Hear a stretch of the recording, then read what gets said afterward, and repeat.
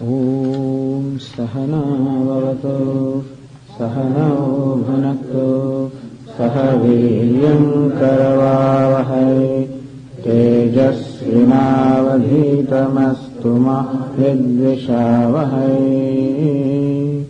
Om Shanti Shanti Shanti.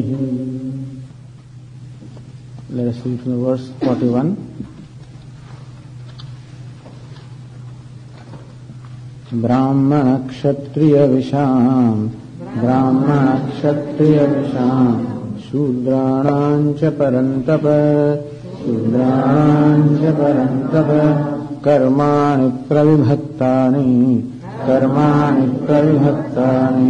Svabhava Prabhavair Gunaihi Samodamastapashaucham Kshantirarjavameva cha Jnanam vijnanamastikyam Brahma karma svabhavajam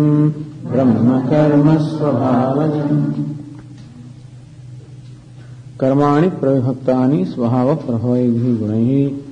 Here Arjuna, the duties or functions of the people of different dispositions have been divided according to their dispositions, according to their abilities or aptitudes. And as we saw in the morning, that the people are divided into these four categories: Brahmana, Kshatriya, Vaishya and Shudra. And Lord Krishna tells us what are the traits of these natural traits of these people. Brahma karma svabhavajam. This is a svabhava, the very nature of the one who is called Brahmana, who has shamaha, damaha, tapaha, shaucham.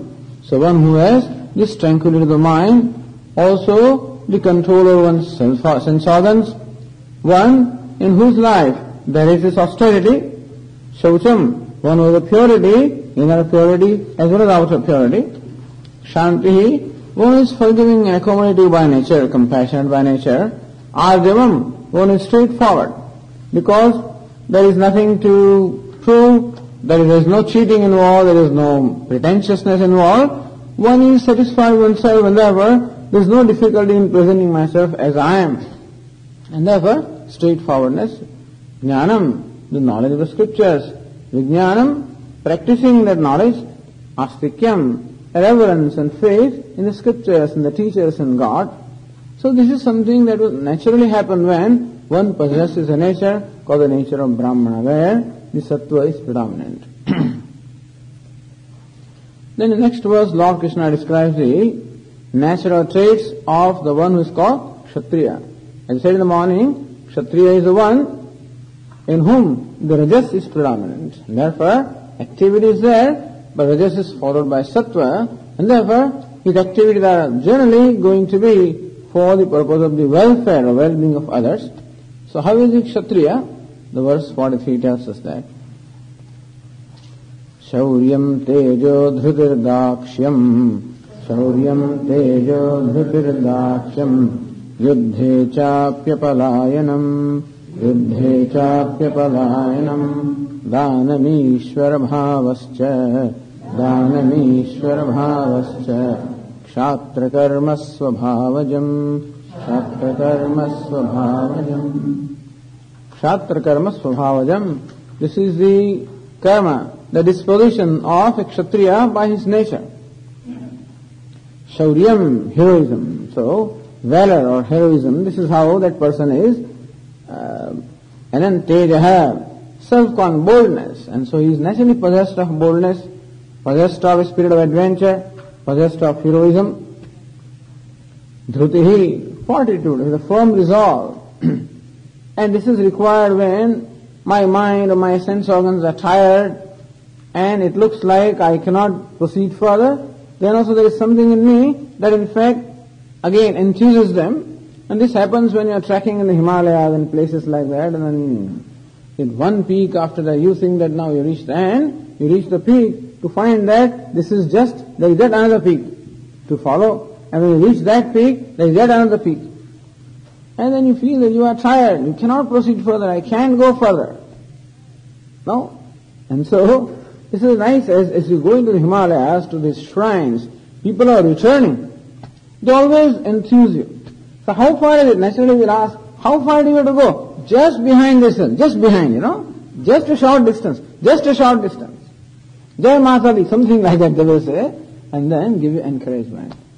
So, the one who does not give in just because the body is tired, the sense organs are tired, even when they are tired or fatigued, one is able to whip them up and continue with one's pursuit, not merely in climbing, in different pursuits of life, because we meet very often various obstacles, and looks like we cannot proceed further, but here there is a firm resolve, and therefore he is very clear about what the goal is, he is very clear about what it is that is the right thing to do, and therefore he does not give up.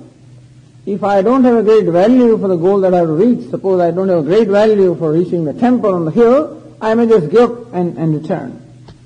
Like there is one temple in Rajasthan of Lord Krishna in Nathadwara.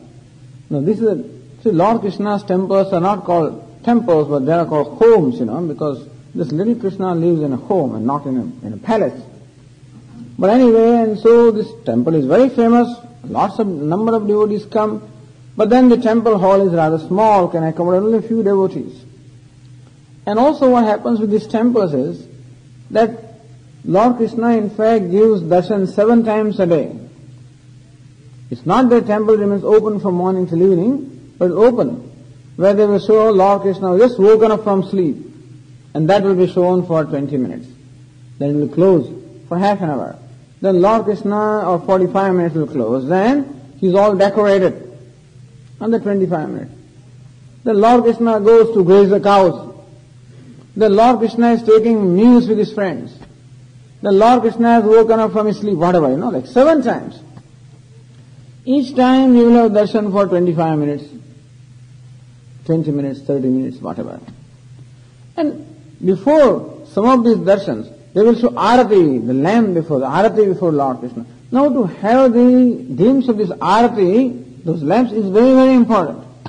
And therefore devotees want to have a glimpse of that arati which is shown in the beginning for a few minutes. Everybody rushes in there. And there is such a tremendous rush there that even if you are standing here, you will just go from one end to the other end, out there, It's tremendous rush. And still people go there, devotees, they have such tremendous devotion. Old people also go there, even sometimes people will walk over you, you can fall down, all these things can happen and they do happen. And still, the ardent devotees will definitely go there and have darshan. And there, the sons, the young son who is in the United States is returning, he is visiting India. He takes his parents because the parents want to go to this temple, they go there. But this fellow, he says, so much crowd. No, Swamiji, I did not go inside. Why? Too much crowd. That's all. I'm not going there to be jostled by other people. This is no way of having darshan of the Lord. That's all. A little difficulty, he gives up. Because he has no value. His father or mother has a value, and therefore regardless of what it is that you go through, they will have darshan. When you go to Himalayas, you have to see the people. We go with all equipment, but there are people coming from villages, they have nothing. We ride the ponies, and then all over we have porters who carry our luggage and everything else. There are those old people, poor people, with a bundle on their head, with just some Hawaiian slippers in their feet, with hardly any warm clothes. Just go on and on and on. You meet them everywhere, wherever you go, walking on feet, trekking. It just requires a tremendous amount of faith, a tremendous amount of resolve, and a tremendous value. So when there is a value for the goal that I want to achieve, that is possible for me to invoke from me the required commitment to be able to overcome my difficulties and proceed. So Kshatriyas are like that. They never give up. When they have determined that this is what they want to achieve, they will. So, Dhrutihi, Dakshyam, then promptness, Dakshata. So whenever they meet a situation, there is a prompt, immediately they know what to do. They have that alertness of the mind, at the same time they have that clarity and ability to be able to judge the situation immediately, and make the decision right away. And therefore, whenever they meet with any situation, they have that promptness, they have that ability to make the right decision and respond to the situation. This is a Kshatriya. Because particularly in war, you meet with all kinds of situations. Always ready. Yuddhe chapi apalayanam. Not retreating from the battle. Not retreating from battle. Because it is a great sin to die. If a Kshatriya dies with an arrow in his back, he will go to hell. If he dies with an arrow in his chest, he will go to heavens right away. So what these great yogis are able to accomplish, after years and years of penance, this Kshatriya accomplishes merely by giving his life, in the battlefield.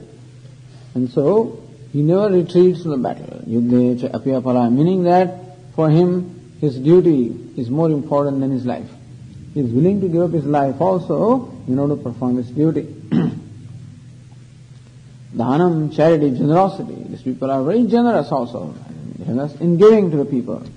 Asankochana, vitteshu, without any reservation, they are able to. So they have that generosity of part with what they have, share what they have. Ishvara bhavascha and lordliness. They have that impact upon people around themselves. And so if he is a king, then he is able to establish authority over the people upon whom the authority needs to be established. So people who have the capability of establishing the authority, that's how they can rule other people. Otherwise you cannot rule them. If you can't establish an authority, people will not allow themselves to be ruled. So this is a ruler class of people, warrior class of people and ruler class of people. Ishvara bhavascha, kshatra karma svabhavajam, akshatram karma svabhavajam. This is the svabhavajam, natural traits of a Kshatriya. This is the leader class, warrior class, the ruler class. The Brahmanas are the consultants, they are the think tanks, the people who are thinkers, the contemplative people, consultants. These other fellows are the doers, they are the leaders, they are the managers, and so all of these are very important. These are very important lessons in the management also. How should an ideal leader must be? He must be like this. And one of the important qualities is generosity also. And so there must be generosity. Also he is a person who has in his heart the welfare of others.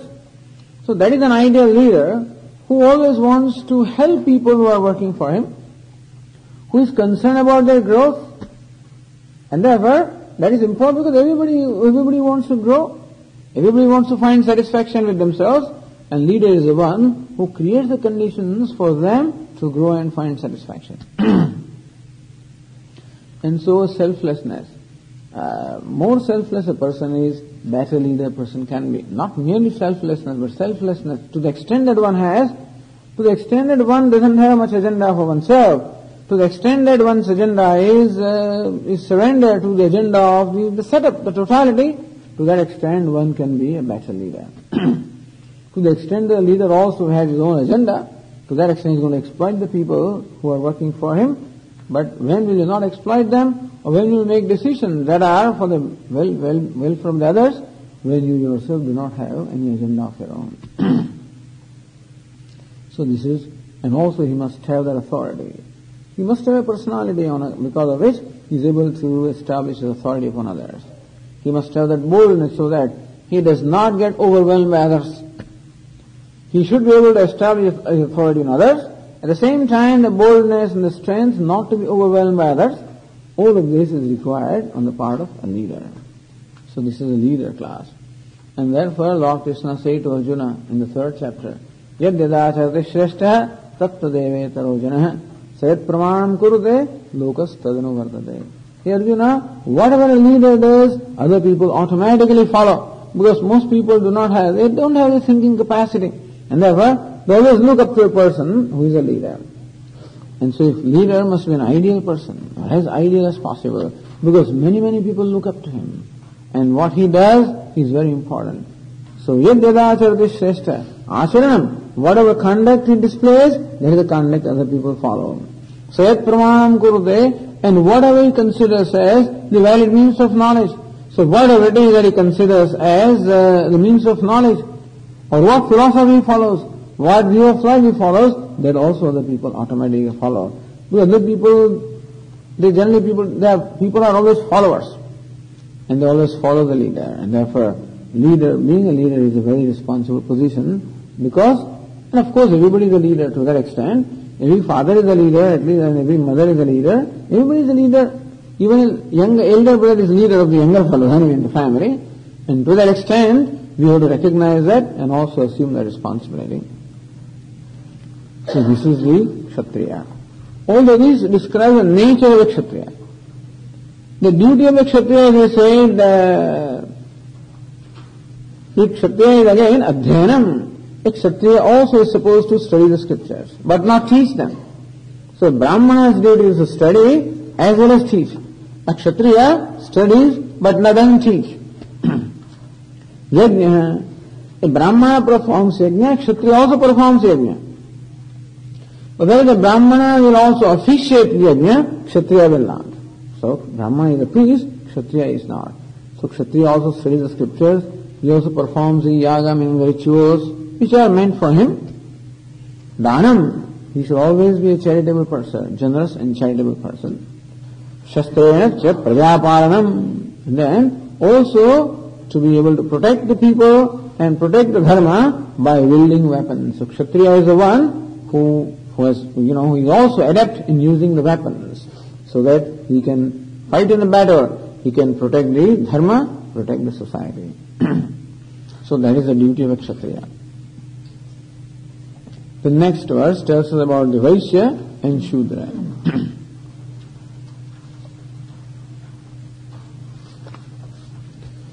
Krushigav rakshya vaijyam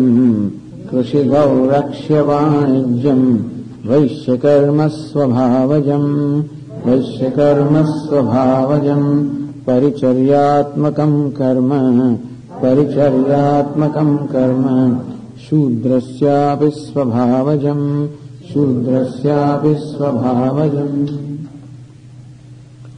Krushi, agriculture. Gauraksha, cattle rearing. Go is cow, but stands for any cattle, and rakshaning means protecting. So tending to the cattle or cattle rearing. Vaijyam, trading. So these are the duties. So Vaishya karma svabhavajam. As we say, Vaishya, the third category.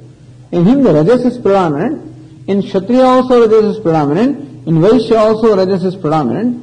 But whereas Kshatriya's Rajas is followed by Sattva, the Vaishya's Rajas is followed by Tamas. And therefore, this person is more likely to be a self-centered person. There will be greed in him, there will be self-centeredness. He will be a utilitarian person, meaning that he will do something only when he gets benefited. A Kshatriya will do something because that is right thing to do. A Vaishya will also do, but then he will always look for benefit.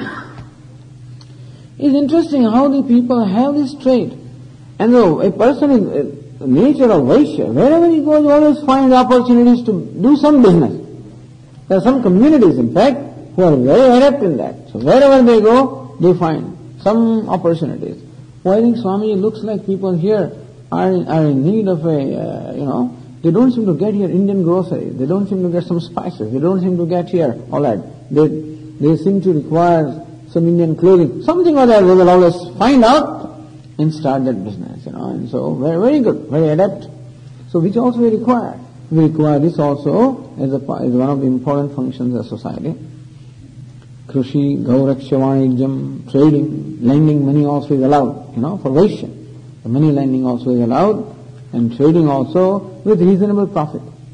So the Smriti Granthas allow the profit also when you perform. But then there are certain code of conduct as to how much profit you should have, And so that is also okay within limits. So these are the duties of Vaishya. A Brahmana cannot do that. He will be, he will declare bankruptcy in 6 months, that's all. If you give him money, he doesn't know what to do with it. A Kshatriya also will just give it away. A Vaishya is the one who knows how to manage the money. And so, accounting people. In any organization we require Vaishyas, we require accountants, we require marketing people, So these are the people, sales people, and so they are the business people, business arm of the organization. So whereas the Brahmanas are all the consultants and think tanks in an organization, Kshatriyas are all the managers, Vaishyas are all the accountants and marketing people and sales people. And Paricharyatmakam karma Shudrasyapi svabhavayam. Our Shudra, the duty of Shudra is service. Paricharya means serving the rest of the three castes is the duty of a Shudra. As he said, because tamas is predominant, and therefore he doesn't have any kind of motivation at all. And so he has to be whipped up, and therefore he doesn't have those skills also. He is good at doing, Pariyasha means serving the rest of the society. And so all the trades and all the, not the trades, I mean all the, what shall we call them,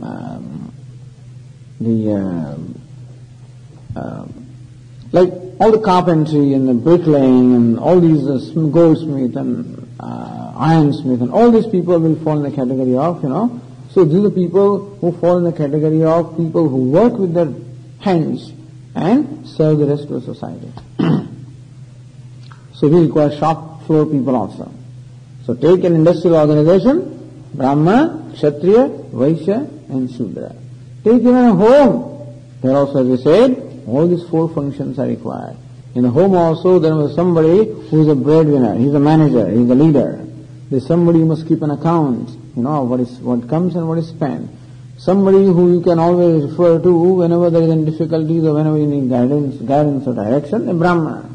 And there is somebody who has to do decision, vacuum and whatever it is, Shudra.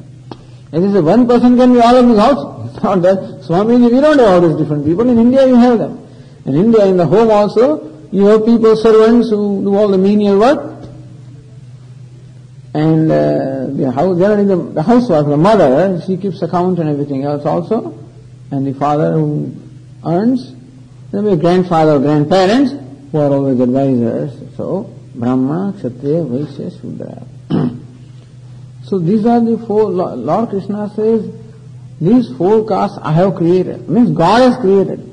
The idea is that these four people are there wherever we go.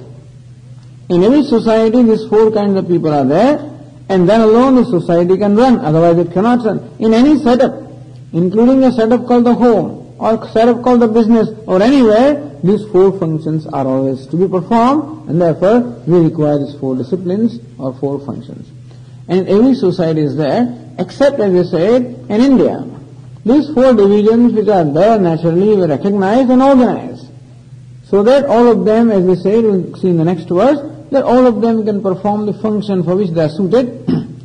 In a society like here, where the castes, etc. are not recognized, it takes place by itself. And therefore the person who finds, whatever his aptitude is, accordingly he performs the function. But we find that it's not that everybody is, even when we talk of equality and equal opportunity, doesn't mean that anybody can be appointed to do anything. If you want an accountant, you will always appoint a person who has that talent. And then if you want a manager, if you want an engineer, if you want a consultant, naturally people qualified to do those tasks alone will be appointed in those places. And therefore, if you want to call it discrimination. Everybody is not equal. So this Hinduism, Vedantic, tradition accepts the variety and and disparity existing in the society and organizes it properly. So, in one sense, everybody is equal. In other sense, everybody is different. In the sense that everybody is a person, everybody is Atma, the self, they are all equal. But the personality of everyone is different because the personality is composed of Sattva, Rajas and Tamas, and therefore, in that sense, everybody is unequal. And therefore, there is a slot for everyone. Basically, four major slots. And therefore, people are organized according to these four functions of four slots. But all I am saying is that everywhere the caste system is. It is true that the caste is not determined by birth. As it was done there, it is done in India. But then anyway, as I said, people will automatically organize themselves in such a manner that everybody will fit in the slot for which they are good, and thus we will have these four kinds of functions obtaining in any setup. So we must know that it is not that the Hindus created a caste system. It's God who has created. Which means that people are born with this nature and therefore people possess these four kinds of dispositions.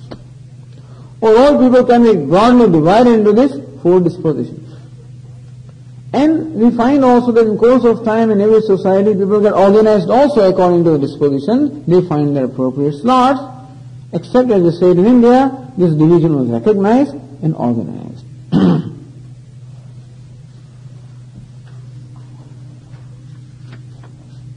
And they said in the scriptures that if you perform your duties diligently, then you will go to heavens. Each one is qualified to go to heavens.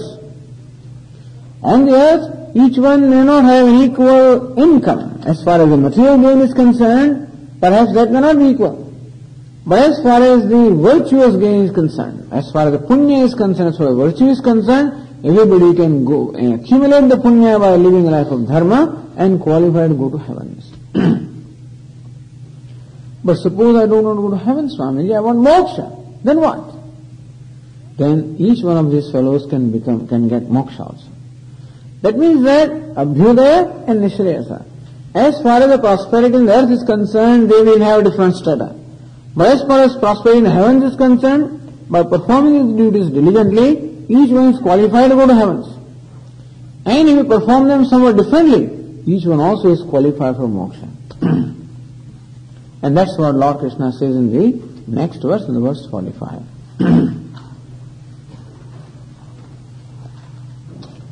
स्वे स्वे कर्मण्यभिरतः संसिद्धिं लभते नरः स्वकर्मनिरतः सिद्धिं यथा विन्दति तच्छृणु स्वे स्वे कर्मणि अभिरतः. The person who delights or one is devoted to one's own duty. Abhiratah, devoted to, or delighting in, or devoted to. So a person who is devoted to his or her duty, samsiddhim labhate, gains a complete success. So see, here is a way of life that is prescribed by the scripture as to how a person can bring about his own well-being. And we have been saying the true well-being is when we gain the inner wealth. There is two kinds of wealth in our life. One is what we call the material wealth, and another is the inner wealth. The 16th chapter describes the inner wealth. Abhayam sattva samshuddhihi jnana yoga vyavastitihi ahimsa satyam akrodaha shantihi arjavam paishunam apaishunam.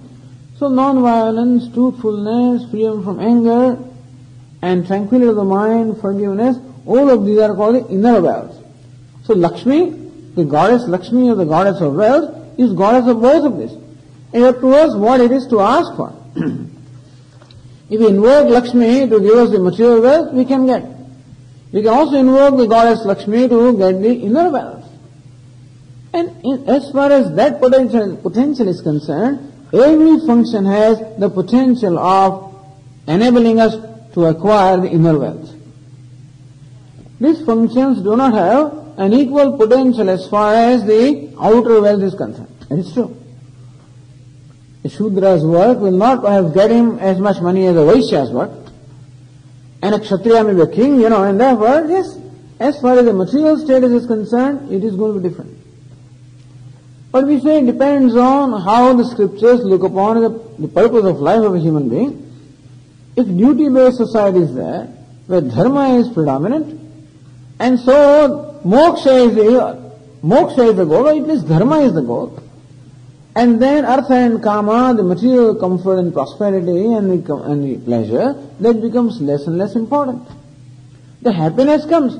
Everybody also has an equal opportunity to be happy, but not necessarily wealthy. In as much as human being usually equates comfort with happiness, that is why we believe that somebody is happier than the other. But we need not equate comfort with happiness. Happiness should rather be equated to the disposition of the mind. And the extent that we have a clearer disposition of mind, to that extent we are happy. And therefore inner purity is more a measure of the happiness of the person rather than outer possession. In short, the happiness is determined by not what the person has, but what a person is. Because what I have may be anything, but I should have the capacity to enjoy that. And in spite of being surrounded by all the wealth, if my mind is just not, is not in its proper frame, then this doesn't amount to anything. I can be comfortable and I can be still unhappy. As I like to say this, often, in 1976, Swamiji first came to the United States. At that time we were the students there. And then after some 2.5 months of tour, Swamiji returned. So then some satsang was going on and somebody asked Swamiji, what difference did you find in the people in the United States and people in India? He says, well, people in the United States are comfortably miserable. And people in India are uncomfortably miserable. That's the only difference.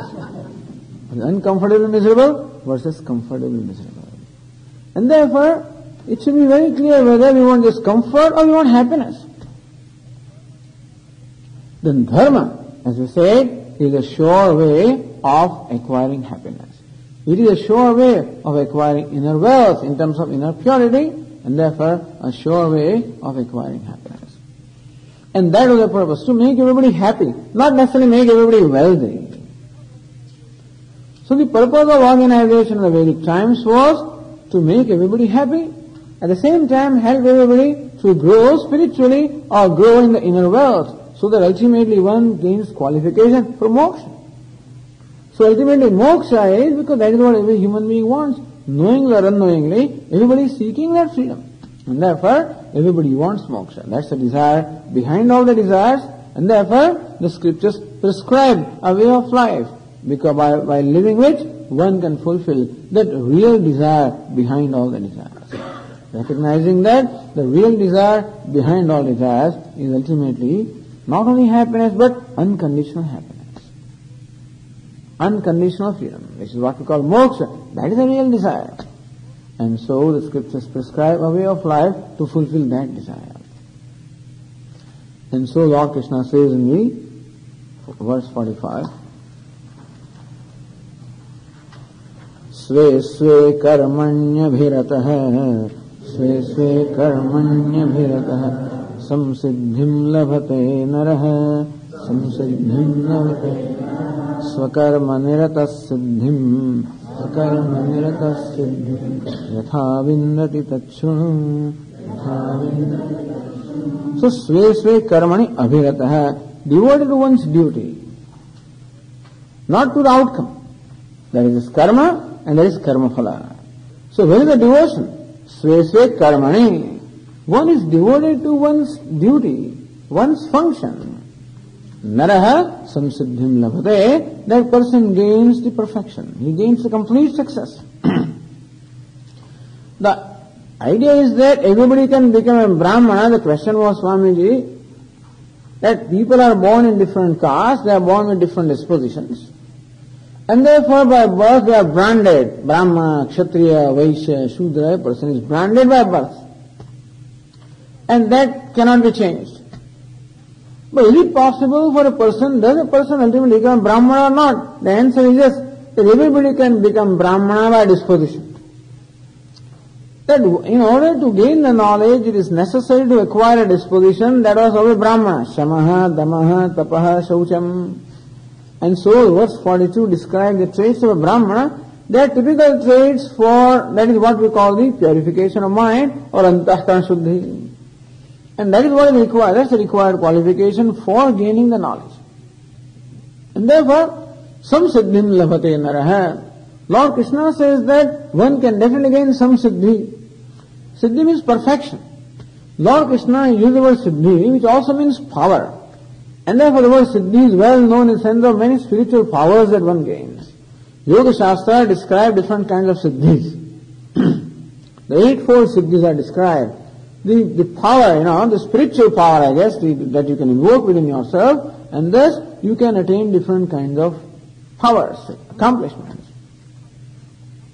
And we find this kind of siddhis or powers obtained by people, by rishis and by others also, even by rakshasas also. In Puranas we hear that. Anima, Laghima, Garima, Mahima, and so the ability, the power to become like an atom. the power to become large, power to become heavy, power to become very light, power to reach a place, and power to fulfill all your desires, power to control others, all these different powers also one can gain, and usually the word Siddhi is used in terms of this power. But Lord Krishna uses the word Siddhi in terms of inner purification. And therefore, from what Lord Krishna says, the greatest Siddhi really is inner purification. Because even after gaining power also, if the inner purification is not there, that very power also can become a curse instead of becoming a blessing. There are many demons in our Puranas who acquire tremendous powers, except that they destroyed others and then they got destroyed also in the process. And therefore, power of wealth also can be destructive if it is not accompanied with what we call the maturity. And therefore, this inner maturity is what Lord Krishna calls the real siddhi or real success. And therefore, this varnashrama dharma, the duties that are prescribed for the different castes and different stages of life, is a way prescribed for this inner perfection or the inner success. Which means that everybody can become a Brahmana by disposition, and thus everybody can become qualified for the knowledge, and therefore everybody can become qualified for moksha, everybody can get moksha.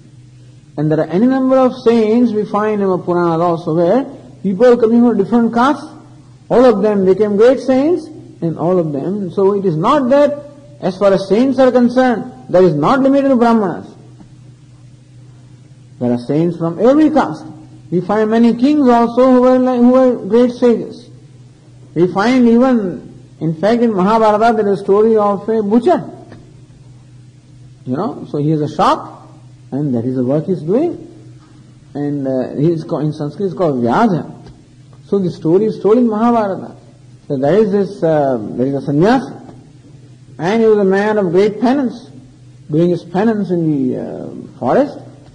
And because of that, you see, you gain a tremendous amount of self-control, and involves a lot of energy of the mind, and so this person also gained some powers. So once he was sitting under a tree, I guess meditating, and there was a little bird, and on his head, this bird dropping fell. And he was disturbed. He got upset. Who is it that is disturbing? He looked up, and there was that bird. And with anger, this person looked, this sannyasi, the bird was burned to ashes. Then he realized, hey, I have some powers. Alright? Well, he went for his bhiksha, for begging his food. He went to the community. He went to one home. And it seems that the lady of the house was busy. So here the sannyasi came and announced his presence. Bhavati Bhikshan Dehi, Bhavati Bhikshan, you announce your presence. Narayan Hari, Narayan Hari. Then they know that here is a sadhu who has come who wants Bhiksha. And so he announced his presence, and still there was no response from inside.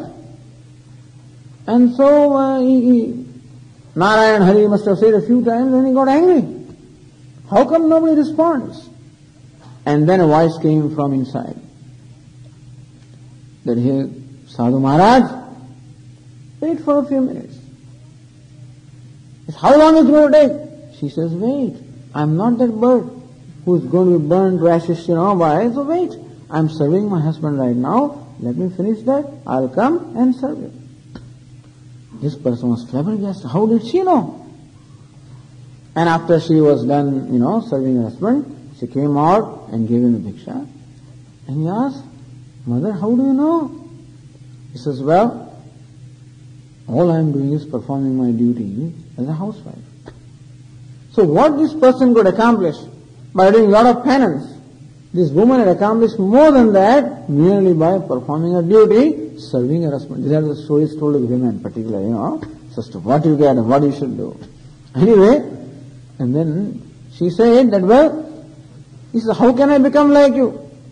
So she recommended to him, go to such and such a town and go to such and such person, and this address was given to him. He went searching for the person. You know what he turned out to be? He turned out to be a butcher. He said, I'm sent here. This butcher is going to teach me something? But he found that butcher was doing his work all right, chopping the meat and stuff like that, which is of course the work that is done by Shudra. But still, there was a tremendous on his face, there was a tremendous joy on his face. At the same time, he could also see an effulgence. And he was really impressed by this butcher. And he introduced himself, said that such and such woman has sent me here and sent me to you so that I can learn from you. Then butcher gives him upadesha. That's called Vyasa. That's the upadesha of the teaching given by this butcher. This is in Mahabharata. So idea is that, what is the siddhi? What kind of siddhi or success do we want? We want the success in terms of inner purity, because all the other successes can come and you can still you may have problem, in your head. And therefore, all those accomplishments can sometimes become burden or a curse instead of becoming a blessing. The real siddhi or success that we want is this inner purity. And that everybody is qualified. In fact, it is only this way. This is the only way that a person, in fact, duty, as is said here, is the only way that a person can get inner success. This is not the prescription for outer success. And therefore in India also, when outer success or material gain become important, when artha kama, that pleasure and comfort, when they became important, then dharma became less and less important, duty became less important, and then the caste system would not work. When passions govern a person, when discipline, not discipline but the passion, when a person goes by as impaired by one's passion, then the caste system doesn't work. No system will work. And that's how there was a degeneration in the system and whatever.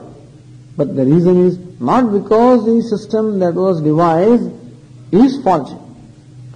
But every system also requires a cooperation of people who are part of the system. Which system can work? No rule, no law can work unless people cooperate with it. It's not, you may write 65 miles per hour in a speed limit, but then you have to follow that. Swami, here if you don't follow, there is going to be a traffic patrolman. How many patrolmen will be there? And therefore, ultimately people have to show some discipline. If they don't show discipline, it won't work. And thank God there are enough number of patrolmen here, but that also people elsewhere you may not have them. And therefore, any system can work provided people cooperate. And the caste system can work provided people cooperate by accepting the fact that it is dharma which is of primary importance in our life. So thus, following one's own duty, following one's own dharma, one can gain that inner success. Is that all, Lord? Just I keep on performing my duty? Because many people tell us, Swamiji, why should I attend Bhagavad Gītā classes? Why should I attend Vedanta classes? I know what Bhagavad Gītā teaches, and so I perform my duty. I am an honest person. I don't cheat anybody. I don't lie. That's all I am doing it. That's what Bhagavad Gītā teaches. What else does it teach?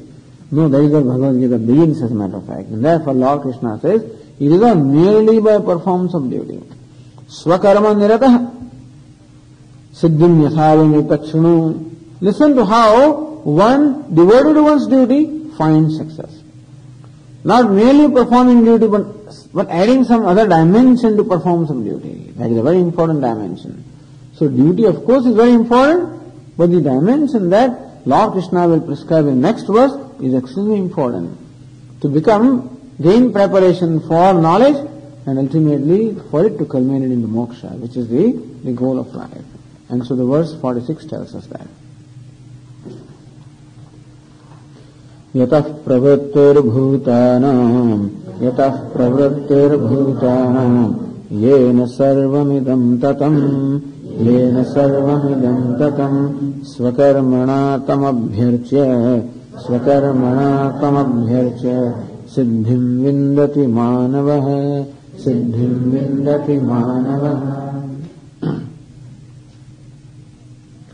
स्वकर्मणा तम अभ्यर्च्य.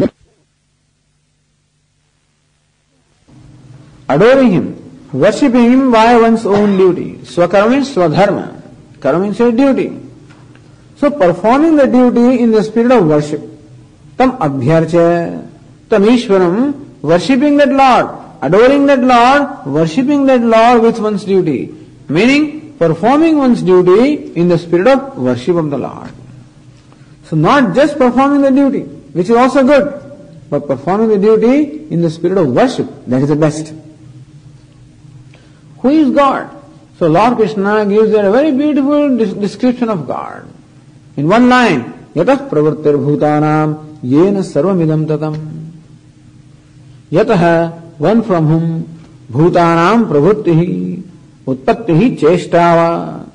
One from whom all the beings are created. Or chesta, one by whom all the activity are impelled. So one who is the very source of creation of the entire universe, as well as one who impels all the activities. So we find everything in the universe constantly doing something. Everything is always active, everything is in motion, and therefore, who is the one that is responsible for impelling this activity or motion? So one who has created the universe is also the one who is impeller of all the activities. So Taittiriya Upanishad says, Vishasmad vadah pavate visho dedi suryah Vishasmad agnischendrascha mrityurdhavati panchamayiti. By his fear or because of him, the wind blows, the sun shines, the fire burns, the Indra, the rain comes. All of this is in fact impelled by whom? So it is not that God has merely created the world and having created it then he lets the world, take its own course. No. Anyway, he is not only creator of the world, but then he is very much there to impel or direct every activity of the sentient and insentient beings. So one from whom the whole universe consisting of the sentient and insentient being is created. Yataha is the fifth case. And that can mean two things. It can mean he's both, he's a creator, he's a material cause as well as the efficient cause. So fifth case in Sanskrit is generally used for it's called apadana panchami, and it is also used in the sense of upadana, material cause. So one who is the material cause of the whole creation. But then the question is that is the creator someone different from the creation? Just no, he is also the efficient cause. So yataha, the fifth case is a case which indicates the cause. And therefore God is presented here as the cause of the creation. What kind of creation? The material cause as well as the efficient cause. I mean, we have gone through this a number of times, that's why I am not repeating that much here. But then, material cause, like the pot. The clay is the material cause for the pot. And the pot maker is the efficient cause of the pot. Usually, the efficient cause and material causes are different. And so the pot maker is different from the pot. But in case of the creation, there is somewhat, is different in as much as the creator and creation, both of them are one.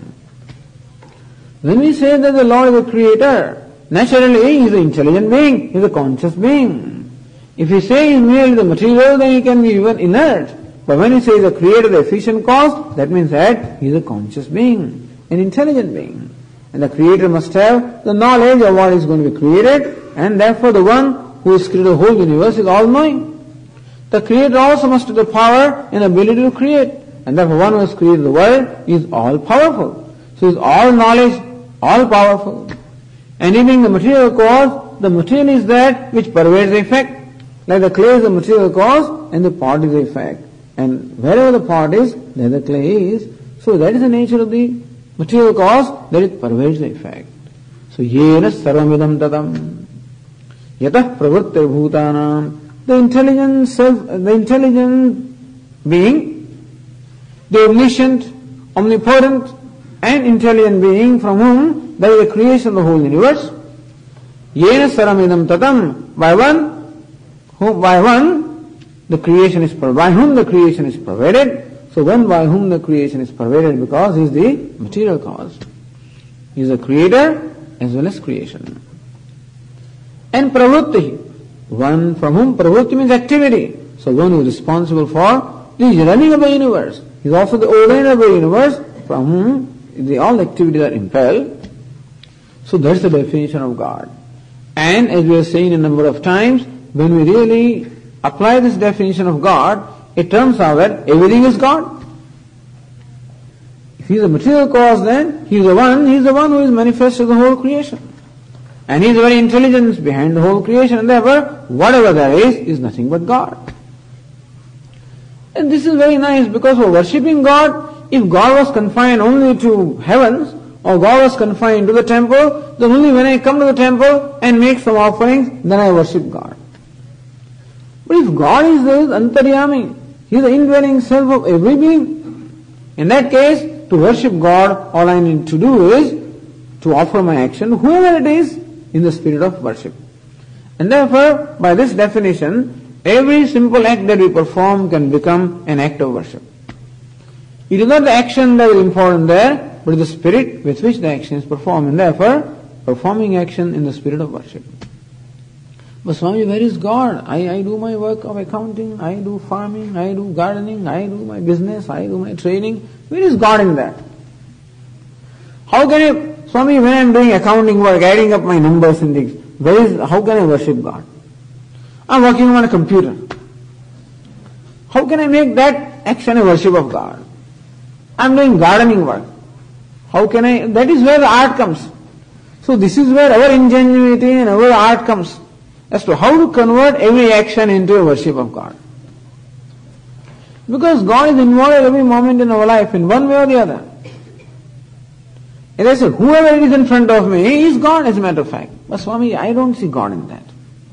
This manager, my boss, he is God. Impossible. My neighbor, impossible. And therefore, looking at certain people, we can never be inspired in order to look upon them as God. But as we said, seeing the person behind the personality. And so, the personality is sattva, rajas, tamas. But the person is beyond the three gunas, sattva, rajas, tamas. So one who impels the personality, one who enlivens the personality, that person, that indwelling self, that is nothing but Narayana. In the 13th chapter, Lord Krishna said, Kshetrajnam chapi mam vidhi sarva kshetreshu bharata. Hey Bharata, hey Arjuna, I am the self or the person in all the personalities. And therefore, just looking upon everybody is Narayana. Once we had gone to a place of pilgrimage called Dwarika, where there is a shrine of Lord Krishna, and once we were riding this horse-driven cart, that's the kind of transportation you get there. And this fellow who was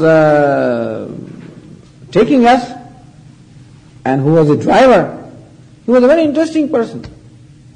He was driving this horse-driven cart, and all the time, in India you will keep on always instructing people also, pedestrians are there, just move away, and the horse also has to be, always directed.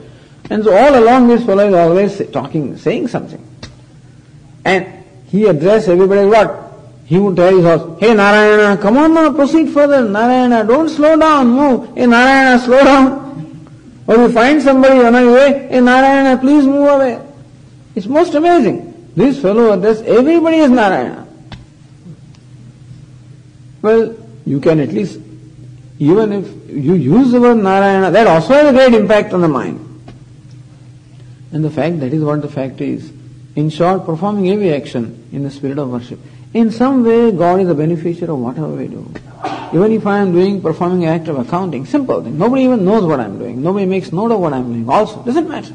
I am an accountant. But I am working for my company. And that company also is a part of the society. And through serving my company, which again serves the society, which society again is, a part of the creation is God, in some way or the other, through my work, I have the spirit of contributing something. What is important is the spirit of participation, the spirit of contributing. Whatever function I have to perform, whatever role I have been given, I perform that role with this dedication that, with this role, I participate in the scheme of things, in the scheme of creation. And whatever little abilities, energies, talents are given to me, I make an offering. In the scheme of things, just as every atom also participates, I also is one of the atoms, that's what I am, and I also participate in that spirit. And thus, make every little work that I do is an offering. Swakarmana tam abhyarjaya, worshipping the Lord with one's own duty. So Lord Krishna says here, that not only should one perform the duty, but the duty must be performed also in the spirit of worship. And as we said, there are two altars where I can offer my action. One is the altar of ego, other is the altar that is called God. And therefore, through every action, what it is that am I promoting? Am I promoting myself? I can ask this question. Whenever I am about to do something, I ask this question. What am I promoting? Am I promoting myself? Meaning is action performed so that I become the beneficiary, I get the reward, I get the appreciation, I get the recognition. Or am I promoting the cause? If God may be too big a word, but even if a person is dedicated to certain cause in life, some cause more than simply one's own comfort and one's own, some cause in terms of serving the society, serving the country, something, serving the Gurukulam, serving the teacher, serving somebody, that kind of a cause, if it is there, well, am I promoting the cause or am I promoting myself? And so as long as I am promoting the cause, promoting a larger cause, so long there is this devotion. What is important is that I cease to all the time promote myself, my ego. And that's the way, as we'll continue our discussion, to slowly and slowly subdue the ego. What is important is they always talk about giving up the ego, but we are talking about subduing the ego. And it's by the spirit of worship or offering that slowly and slowly the ego that is always asserting itself gets subdued. Siddhim vindati manavaha, a human being or a seeker gains a perfection. Again, only perfection in the sense of antahakarana shuddhi. Of course, then one is to pursue the knowledge, but antahakarana shuddhi or purification of mind. So thus, two things are presented here as a means of self-purification. One is performance of the duty, and secondly, performing the duty in the spirit of worship. So what action should I perform? That which is my duty. How should I perform? In the spirit of worship. This is what Lord Krishna says. We'll continue with that in the next class. Om Purnamadav Purnamidam Purnat Purnamudachyate Purnasya Purnamadaya Purnameva Vashishyate. Om Shanti Shanti Shanti Shankaram Shankaracharyam Keshavam Vadarayanam Sutrabhashakruto Vande Bhagavantau Punah Punah Ishvaro Gururatmeti Murti Bheda Vibhagine Vyomavadvyapta Dehaya Dakshinamurtaye Namaha. Om Shanti Shanti Shanti Hari Om Shri Gurubhyo Namaha.